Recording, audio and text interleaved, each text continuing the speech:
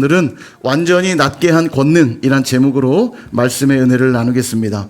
오늘 새벽에도 살펴본 말씀, 성전 미문에 앉아있던 나면서부터 걷지 못하던 자, 지체장애인이었겠죠. 나면서부터 걷지 못하던 이가 베드로와 요한을 만나게 되면서 나사렛 예수 그리스도 이름으로 걸으라 그렇게 선포하자 이 사람이 일어나 걷게 되는 놀라운 기적이 일어납니다. 상상해보면 얼마나 놀라운 체험이었겠습니까? 자신은 물론이거니와 보고 있던 주변의 많은 이들에게도 굉장히 놀라운 사건이었을 겁니다. 자, 그런데 성경은 이 사람이 어떻게 고침을 받았는지를 기록해 두고 있습니다. 어떻게 고침받았는가? 16절 같이 한번 읽어보겠습니다. 시작. 그 이름을 믿음으로 그 이름이 너희가 보고 아는 이 사람을 성하게 하였나니 예수로 말미암아 난 믿음이 너희 모든 사람 앞에서 이같이 완전히 낫게 하였느니라. 아멘. 예수의 이름을 믿음으로 낫게 되었다고 그렇게 성경은 말하고 있습니다. 요즘 우리도 환우들을 위해서 많이 중보기도를 하고 있습니다. 특별히 암 우리 환자들이 많이 계셔서 참 마음이 아파요. 우리 박성혜 원사님 동생이신 박경혜 집사님, 우리 오랫동안 지금 계속 기도하고 있고, 또 최근에 우리 차지혜 집사님 어머님이신 김선희 권사님 기도하고 있고, 우리 두 분 다 유방암이신데, 유방암이 그렇다고 하더라고요. 어제 장로님께 좀 설명 들었는데, 이게 참 착한 암이기도 하지만 언제든지 다시 재발하고 전이가 쉽게 일어날 수 있는 암이어서 완치가 없는 또 암이라고도 합니다. 참 쉽지 않아요. 두 분의 그런 상황들. 또 보니까 최근에 알게 됐는데, 김경옥 권사님 조카이신 김종구 집사님이란 분도 췌장암인데 많이 좀 진행이 되신 것 같아요. 췌장암이시라고 하는데, 췌장암은 이게 참 위험한 암으로 또 알려져 있는데, 차도가 없어서 지금 항암 치료 4차까지 하고도 차도가 없어서 계속 진행 중이라고 합니다. 제가 몇몇 분만 언급했지만 그 외에도 여러 모양으로 아프고 힘든 분들이 참 많이 계세요. 정말 절박한 기도 제목이 아닌가 싶습니다. 우리가 다 함께 계속해서 기도할 수 있기를 소망하고요. 간절히 바라기는 예수님을 믿는 믿음으로 고침받게 될 수 있기를 간절히 소망합니다. 이렇게 하고 여기서 말씀이 끝나면 참 좋은데, 더 중요한 이야기를 좀 드려야 합니다. 이 사건을 잘 들여다보고 있노라면 병고침의 기적 자체가 목적이 아니라는 것을 알 수 있습니다. 만약 병고침 자체가 목적이라면 그곳에 모여든 수많은 병자들을 계속 고치는 일들이 있어야 하는데, 그런 사건들은 따로 등장하지 않습니다. 예수님의 공생애 때도 그랬어요. 죽은 자들이 다시 살아나는 일들이 있었지만 죽었던 모든 이들이 다 살아나진 않았고요. 아주 소수의 경험들이 있었죠. 야이로의 회당장 야이로의 딸 이 죽자 예수님이 달리다굼 하며 그를 일으키며 살아난 사건이 있었고, 또 나인성 과부의 아들이 죽은 것을 보고 그를 죽은 시체를 메어 나가는 그 행렬을 멈춰 세우시고 그를 다시 살리는 기적을 행하시기도 했죠. 나사로가 죽고 무덤에 묻힌 이후에 나사로야 나오라 외치며 죽은 나사로를 살리는 사건도 있었습니다. 그러나 이 모든 건 단순히 그들을 살리기 위한 것이 목적이 아니었고, 예수님도 부활하실 거라는 걸 알리기 위한 것으로서의 사건이었습니다. 어떻게 할 수 있냐면, 다시 살아난 그 소녀도 어느 땐가 다시 죽었을 것이고, 나인성 과부의 아들도 다시 청년의 모습으로 살아났겠지만 어느 땐가 또 죽었을 것이고, 나사로 역시도 평생 영원히 살면서 내가 이렇게 무덤에 살아난 나사로입니다 증거하면 좋았겠지만 그도 어느 땐가 죽었을 것입니다. 다시 살아났지만 죽었다는 건 다시 살아난 것 기적 자체가 목적이 아니라는 거예요. 예수님이 부활하실 것을 알리기 위한 기적이었던 거죠. 오늘 이 기적을 체험한 성전 미문에서 고침을 받은 이 사건도, 이 기적도 무엇인가를 목표로 하고 있다는 겁니다. 그게 뭐냐? 이 기적이 벌어지자 많은 사람들이 모여들었어요. 그리고 베드로가 사람들을 모아놓은 채 설교를 시작합니다. 오늘 여러분 본문이 길었는데 실은 이 전부는 대부분 그냥 베드로의 설교입니다. 제가 아주 간략하게 요약해드리면 내용이 이래요. 하나님이 메시아를 보내셨는데 갑자기 보내신 게 아니라 오래전부터 약속된 메시아라는 거예요. 아브라함과 약속했던 그분이고, 모세를 보내서 모세가 위대한 일을 많이 행했는데 그 일을 행한 다음에 모세와 같은 선지자를 내가 이후에 보낼 것이다 약속하셨고, 또 사무엘과 모든 선지자들을 통해 예언하게 하신 그 메시아가 있었는데 바로 그분이 누구냐? 예수님이라는 거예요. 그분이 약속되었던 메시아, 그분이 바로 예수님이고, 생명의 주 되신 예수님이 오셨지만 너희들은 죽였다. 그러나 이제 그분 앞에 회개하고 돌이켜 죄사함을 받으라. 그러면 새롭게 되는 날이 너희 앞에 이르게 될 것이다. 아멘. 그렇게 지금 설교하고 있는 거예요. 이 설교가 참 대단했다는 걸 알 수 있는 게 이 말씀을 들은 사람들 중에 믿는 자가 많았는데 얼마나 많이 믿었냐면 4장에 가보면 남자만 약 5천 명이 예수를 믿었대요. 여러분, 한 사람이 고침받은 기적으로 인해서 예수님의 이름이 선포되었고 그 일로 수많은 사람들이 예수님을 믿게 되는 기적이 일어난 것입니다. 사랑하는 여러분, 예수님이 믿어지고 그분으로 인해 구원받게 되었다는 사실이야말로 가장 놀라운 기적이라는 것을 믿으실 수 있기를 축원합니다. 정말로 믿으십니까, 여러분?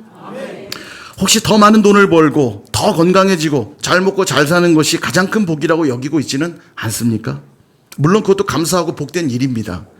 그러나 안타깝게도 편안해지고 넉넉해지고 여유 있게 되고 아무 문제 없고 아무 일도 없게 되면 그 자체가 복음이 돼버려서 주님 없이 살아갈 때가 많더라고요.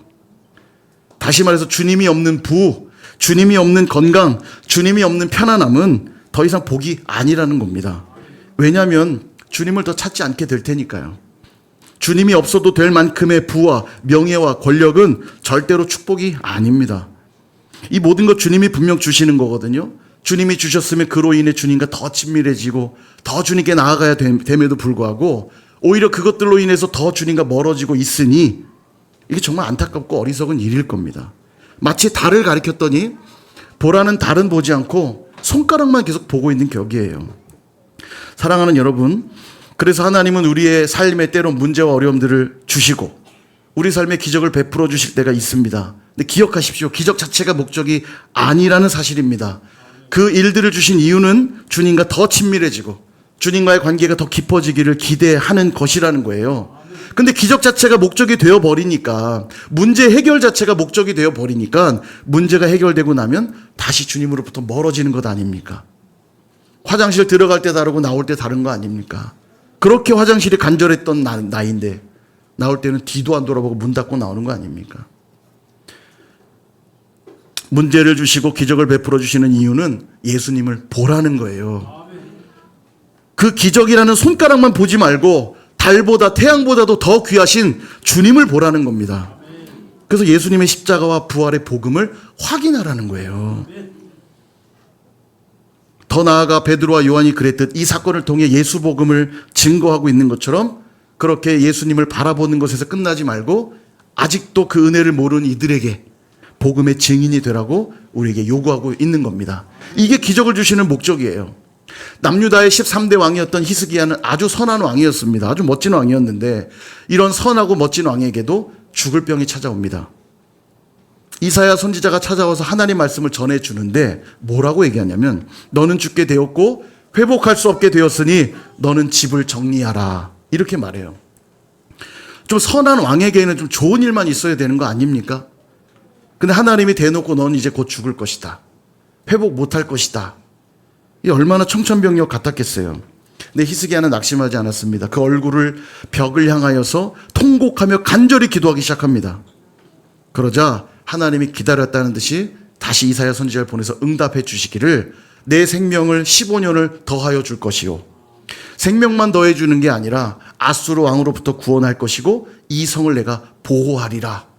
여러분, 하나님은 더 주고 싶어 하시는 분이세요. 믿으시기를 축복합니다. 하나님은 뺏어가시는 분이 아닙니다.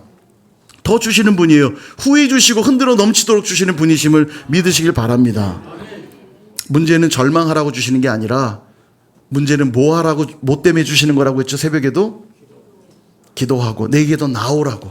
문제를 주실 때는 내게도 나오라고 주시는 하나님의 사인이라고 보시면 돼요.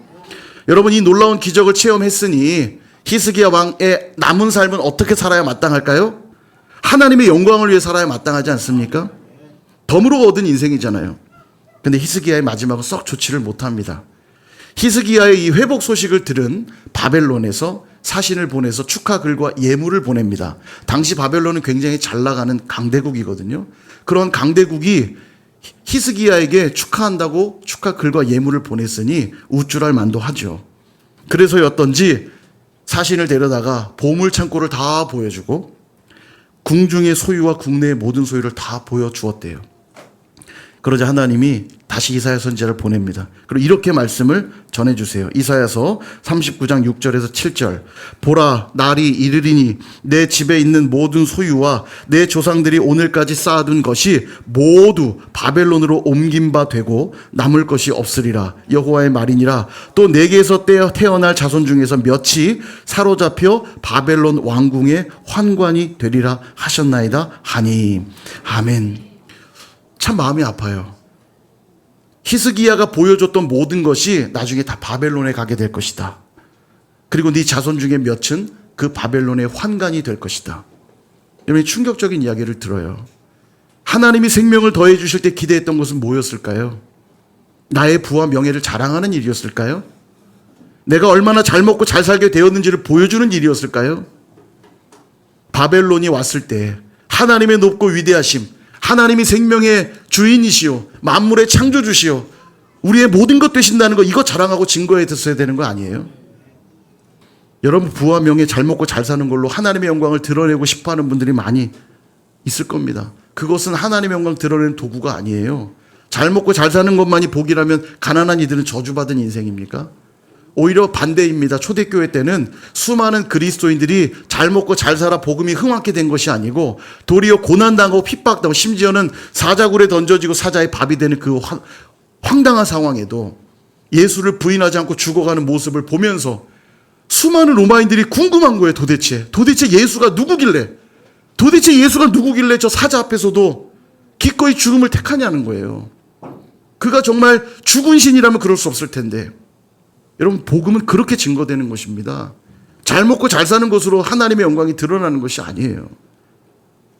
그렇잖아요. 부와 명예를 자랑하고 잘 먹고 잘 살게 된 거 자랑하는 건 누구를 드러내고 있는 겁니까? 나를 드러내는 거 아니에요? 내가 이렇게 대단하다고 보여주고 있는 거 아닙니까?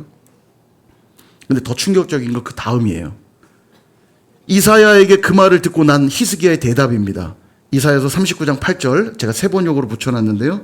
이렇게 말합니다. 히스기야가 이사야에게 말하였다.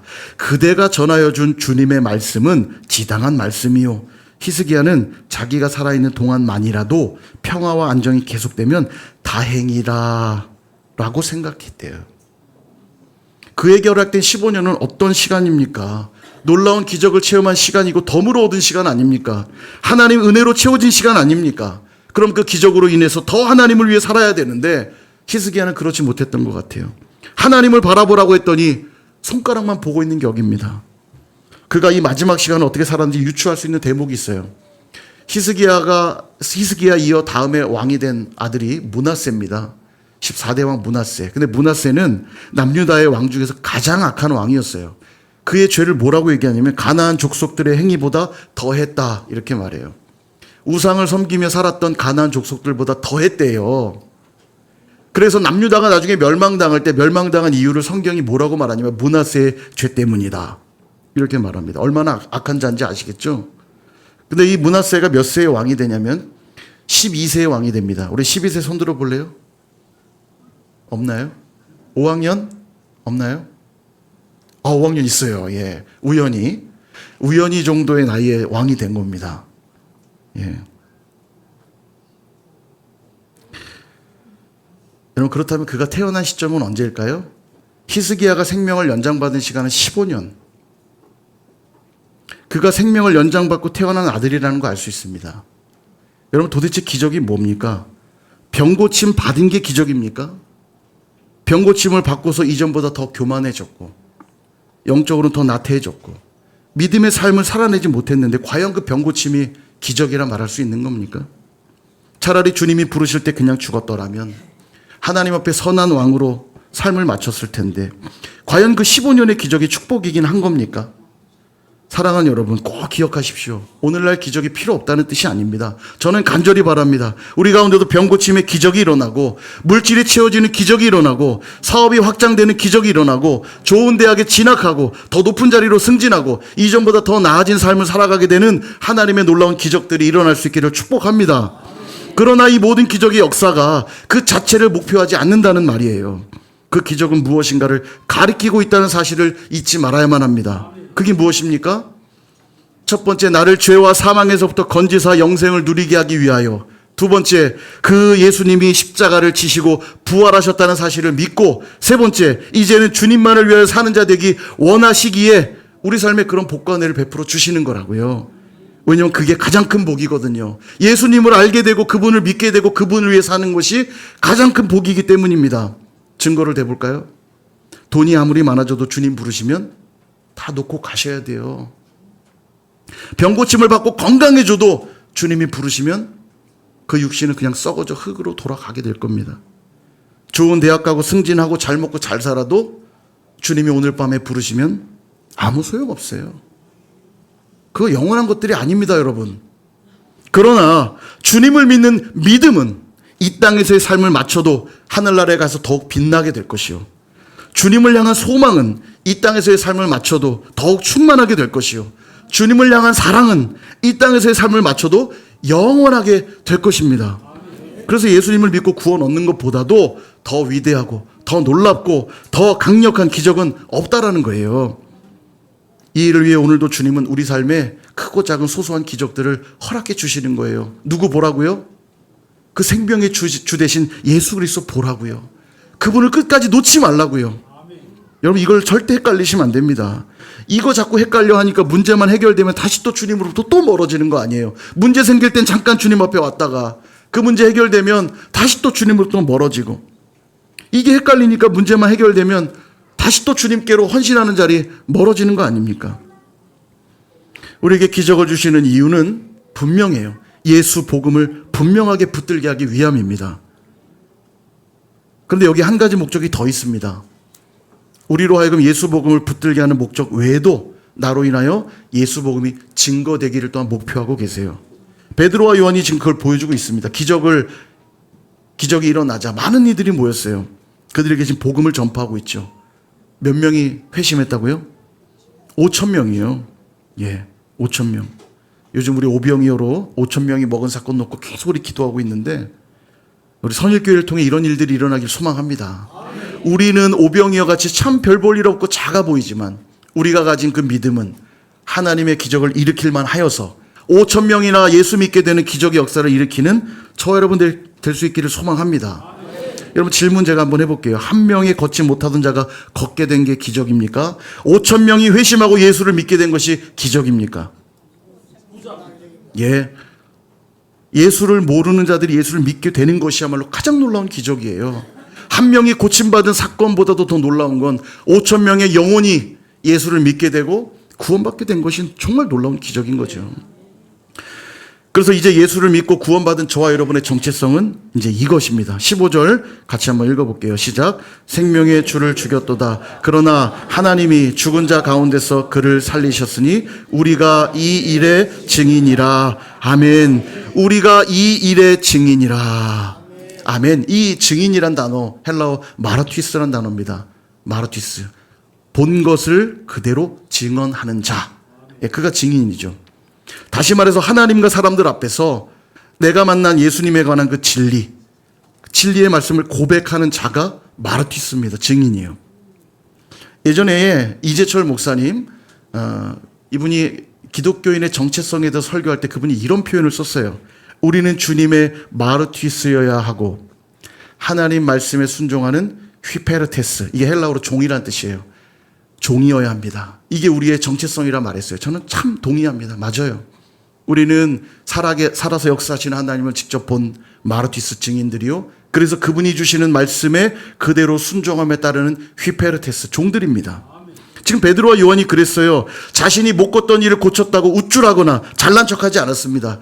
이것은 그들에게 하나도 중요하지 않았어요. 그러나 내가 만났던 그 예수님, 십자가에서 죽으시고 부활하셨던 그 예수님을 그대로 전하는 마르티스, 증인의 모습들을 보여주고 있고, 또한 땅끝까지 복음을 증거하라 하셨던 주님의 말씀에 순종하는 휘페르테스, 종으로서의 모습을 지금 보여주고 있는 거예요.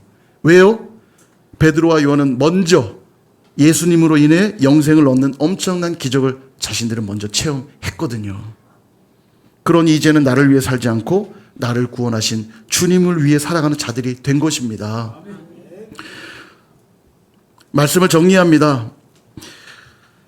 우리 차지혜 집사님 어머니, 우리 김선희 권사님, 우리 같이 기도하고 있는데요. 항암 치료 이제 다음 주, 이번 주쯤에 아마 어떻게 치료할지가 좀 결정되는 모양이에요. 병이 좀 많이 진행된 상태이신 것 같고, 4기에서 이제 말기 사이라고 하니까, 그리고 임파선과 뼈암으로도 좀 전이 된 것으로 보입니다. 많이 안 좋은 상황이에요. 권사님도 많이 힘드실 거고요. 아마 그 가족들도, 우리 김명수 집사님, 차지혜 집사님, 또 우리 주영이까지 가족들도 많이 아마 힘들 겁니다. 여러분 기도를 부탁드립니다. 근데 이 김선희 권사님 제가 말씀을 드리는 게 전에도 한번 소개했지만, 오늘 이렇게 아이들이 참 많아졌지만 저희가 처음 선일교회 왔을 때는 아이들이 없었어요. 아이들이 없었고, 그래서 아내가 이제 어린이 부서들을 처음에 예배를 하면서 또 코로나 때였고요. 공간 안에 모이기도 어려웠고, 그래서 수연이 하나 데리고 이 앞에 하우스티 아파트로 나가서 지붕 없는 교회다 이름을 붙이고 거기서 아이들과 함께 예배를 시작했습니다. 그때 이제 수연이 친구였던 주용이, 또 우리 시온이, 이런 친구들이 같이 이제 모여서, 또 그러니까 부모님이 같이 왔겠죠. 그래서 그렇게 예배가 아파트에서 시작이 된 거죠. 그렇게 주용이를 처음에 만난 겁니다. 주용이 할머니잖아요, 우리 김선희 권사님이. 그때 이제 여기 좀 한참 계셨는데 많이 도와주셨어요. 세소식반 하면서 같이 참여도 많이 해주셨고, 헌금도 많이 해주셨고, 간식도 많이 섬기셨고, 세소식반이 세팅될 수 있도록 기도도 많이 해주시고, 참 귀한 권사님이셨어요. 그래서 제 아내가 이제 그런 우리 지난 시간들도 있고 했었기 때문에 지난주인가요? 한번 연락을 이렇게 좀 주고 받았는데, 뭐 여러 가지 얘기를 나눴겠죠. 근데 권사님이 그러시더래요. 먼저 우리 교회에 세소식반 헌금을 굉장히 많이 보내주셨습니다. 여전히 그 일들이 복음 안에 잘 이루어지기를 기대하면서 많은 헌금을 보내주셨고, 그러면서 또 하나 얘기하신 것이, 이번 일을 통해서 우리 아이들이, 우리 자녀들이 예수님을 더 분명하게 믿고 더 헌신하고 주님 알아갔으면 좋겠다고 얘기하셨던 얘기를 들으면서 제 마음이 뭉클했어요. 야, 우리 권사님 믿음이 진짜구나.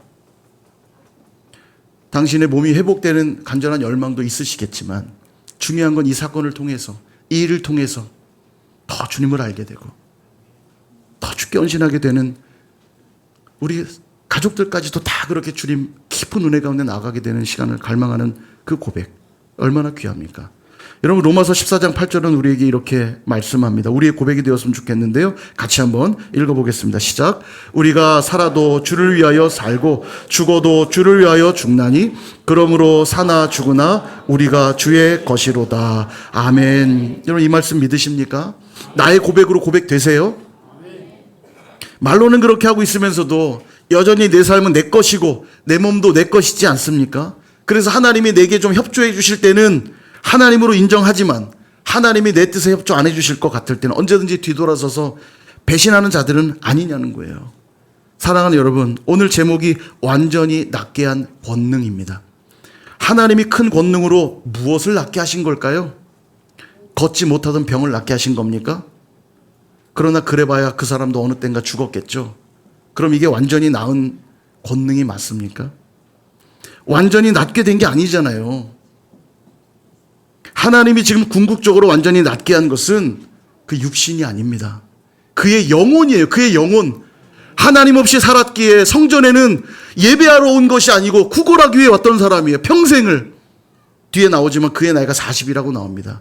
40살이 될 때까지 걷지 못하는 다리 때문에 내가 어떻게 먹고 살아야 될까 고민하며 하나님이 계신 성전에 나오면서도 하나님을 찾았던 자가 아니라 사람들에게 구걸하던 자였다고요. 소망이 없던 그 영혼을 예수님이 만나주셔서 완전히 낫게 하신 겁니다. 육신만 낫게 한 게 아니라 궁극적인 그의 죽은 영혼을 다시 살리시고, 여러분, 이 기적을 체험한 이 심령이 앞으로 어떻게 살았을 것 같으세요? 또 성전에 가 구걸을 시작했을 것 같습니까? 구걸이나 하면 살았겠어요? 아니요. 하나님을 예배하는 삶을 살았을 겁니다. 그 이름을 증거하는 삶을 살았을 거예요. 내가 보았다. 예수님이 내게 생명의 주이신 걸 보았다. 마르티스 증인의 삶이 되었을 것이고, 어느 때라도 주님이 말씀하시며 그 복음을 증거하는 휘페르테스 종의 삶을 살았을 거예요. 그것이 우리의 정체성이고 우리도 동일하게 고백돼야 될 삶의 모습입니다. 우리 삶에 일어난 수많은 기적들을 기억하면서 그 기적의 중심에 뭐가 있어요? 죽은 내 영혼을 살리신 예수 그리스도의 복음의 그 능력. 그러므로 이제는 하나님 말씀만 섬기는 휘페르테스 종이 되어서 예수의 복음을 증거하는 마르티스 증인의 삶을 살아가시는 저와 여러분 또 우리 선일교회가 될 수 있기를 주님의 이름으로 축원합니다.